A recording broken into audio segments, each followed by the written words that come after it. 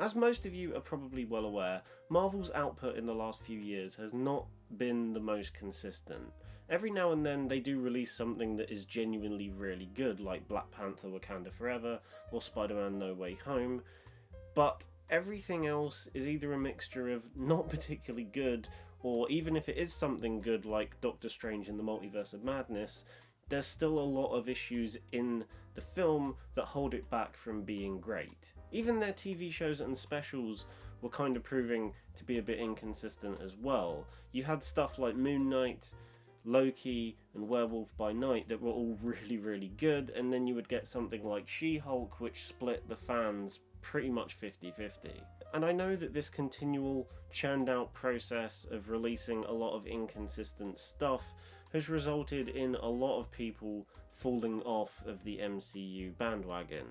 And personally, from my perspective, I'm still on board the MCU train, and I will happily watch anything that comes out, but I'd be lying if I didn't say that this inconsistent dip in quality was getting rather distracting, especially someone who loves pretty much most of the stuff they released in phases 1, 2 and 3, and then phase 4 came along and it was probably the most mixed bag of stuff we've ever got from Marvel.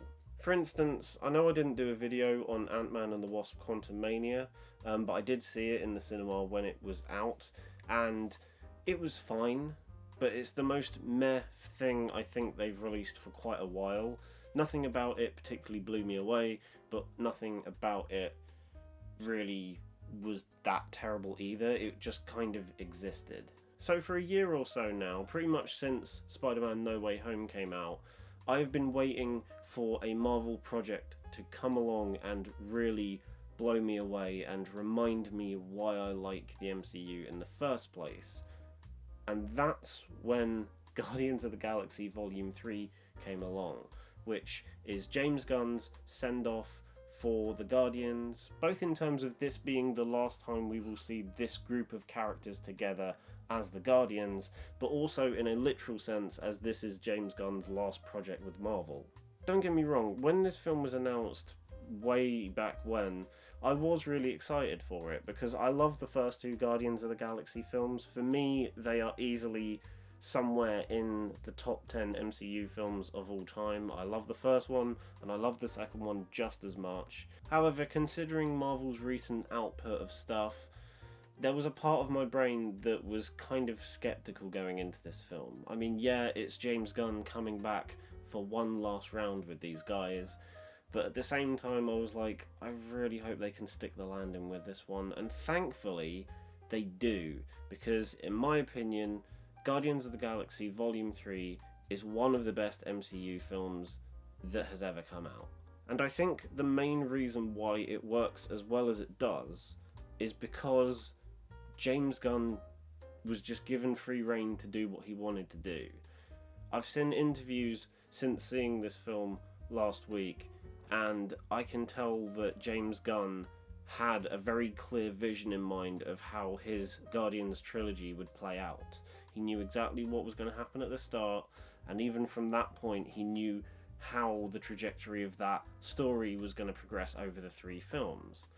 And with the events that occurred a few years ago, he was a bit up in the air in terms of whether he'd actually be able to finish his trilogy, but the fact he has been able to finish his trilogy, I think really was worthwhile, not just for the MCU, but for these characters, because especially with recent MCU films, it's kind of hard to remember why you fell in love with some of these characters in the first place, especially with how some of these characters that were created by other people or set up by other people then being handled by different creatives in other films. That constant shift of characters between different directors and creatives, every now and then certain elements of those characters get lost in translation. For example, I thought the Guardians were really well handled in Infinity War. I thought they still felt like them, and even if Peter Quill may have made a few kind of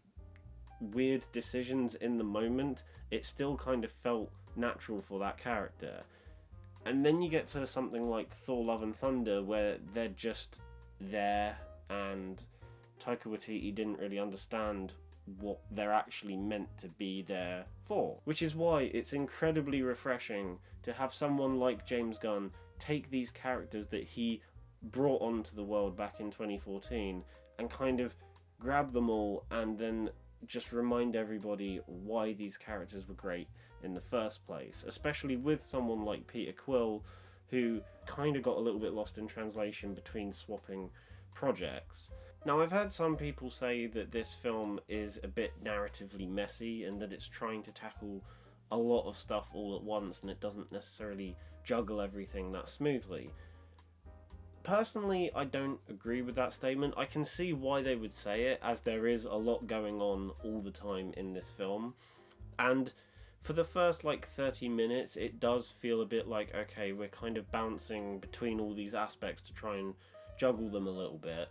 But after a certain point, the film does manage to find its stride and just kind of runs with it. And personally for me, I was then just swept up in whatever the film wanted to do. If they wanted to introduce someone new, or if they wanted to just do something completely insane, I was on board with it because it just flowed naturally for me. And after watching this film, it really made me feel happy that James Gunn was able to finish the overall story that he wanted to tell, because you can tell that Rocket's backstory was something he's been wanting to do since the start. And the fact that he's able to fully delve into that with this film really pays off, because out of any Marvel film I've seen in quite a long time, this is probably the most emotionally satisfying film I've seen in terms of what you get from the story and what you get from the characters. And by having Rocket's backstory take up quite a significant amount of the runtime, it really does show you that James Gunn really cares about these characters. And I'm not gonna lie, whilst I was watching the film, I cried a lot. Probably the most I've cried at any film in the last few years. From the moment the film opens with an acoustic version of Radiohead's Creep, I knew this was going to be a very somber and serious film. And the more the film kept going, the more I just felt myself tearing up. Even at times where I didn't think I'd be tearing up, the tears just kept coming. And I've honestly never had that with a Marvel film. Even with certain films like Infinity War or Endgame, they're not necessarily that emotional until a specific point in the film. Whereas with Guardians 3, I was legitimately crying for the majority of the film. That doesn't mean the whole film is incredibly somber and sad. This definitely is the darkest MCU film I think we've had to date. I mean that both in terms of themes and content. But the film still manages to find ways to squeeze in that Guardians of the Galaxy style humour that we know and love. And again, it just feels like it works in this film and all the other Guardians films. Whereas with something like Thor Love and Thunder, where the humour just felt really out of place whenever it was introduced, and then kind of outstayed its welcome for a majority of the scenes, with Guardians of the Galaxy Volume 3, the humour feels like it hits just in the right places where you need a bit of humour, and it never outstays its welcome. Also, it wouldn't be a video about Guardians of the Galaxy if I didn't mention the soundtrack. The soundtracks for Volumes 1 and 2 are iconic, and they work really well for the sake of those films. I mean, it's Guardians of the Galaxy, of course the soundtracks are great, and personally I think Volume 3 has my favourite soundtrack of any of the films so far, introducing me to songs that I've never heard of before, like the previous two volumes, whilst also implementing songs that I already know and love in new ways that is just going to make me think about this film whenever I hear it. And for the most part, I mean that as a good thing, but that being said, I'm never going to hear Dog Days Are Over by Florence and the Machine the same way again. I used to really love that song, but I just know every time I hear it from this point onwards, I'm just going to have a massive lump in my throat. If you're someone that was maybe falling off of the MCU because of superhero fatigue, or the fact that the quality of Marvel's output hasn't been that great recently, I highly recommend you to go out of your way to watch Guardians of the Galaxy Volume 3, because it's probably my favourite MCU project since No Way Home, and it just delivers everything you want from a film like this. It's James Gunn being let loose and being able to tell the story that he wants to tell in the way that he wants to tell it. And that's why I think this film, compared to a lot of other MCU films we've had recently, stands very high above the rest. James Gunn is allowed to do what he wants to do, and you can tell that he cares about these characters and takes time to grow them and just let them breathe. Because as much as the action scenes in this film are really cool and probably are some of the best in the entire MCU, especially the No Sleep Till Brooklyn scene, that scene is ace. And also, as well as there being a lot of humour in the film as well, the film manages to take time to kind of breathe and let moments sink in. And you can tell when a film of this budget and caliber is able to just do that. You can tell that the director behind the camera is in full control of this project. And the fact that James Gunn was able to do that for his last MCU outing really did put a smile on my face, not just because of the potential of what he could do now that he's over at DC, but also because he got to tell the story he wanted to tell. And the fact that he got to fulfill that really does make me happy, because I've been invested with the Guardians of the Galaxy since I saw them back in 2014, because again, it felt like something different to what we were getting already in the MCU. The reason I love the Guardians films so much is because it just feels like they're doing their own thing, and none of the wider MCU is affected by the events of those films. They're just doing their own thing, and they're having fun with it, whilst telling a very compelling story throughout all three installments. Like, the Guardians of the Galaxy trilogy is probably one of the only MCU trilogies that you can watch completely separate from the rest of the MCU. In the end, and as you can probably tell from everything I've said in this video, I absolutely loved Guardians of the Galaxy Volume 3.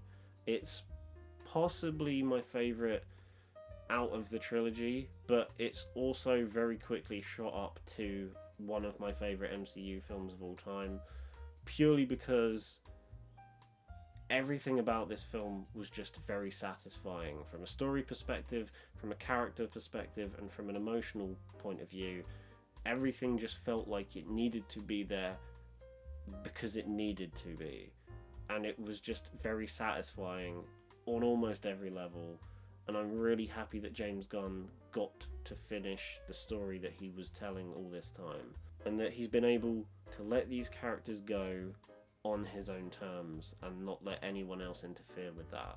If you've seen Guardians of the Galaxy Volume 3, let me know what you thought about it in the comments below. Subscribe to the channel if you haven't already, and I will see you all in the next one.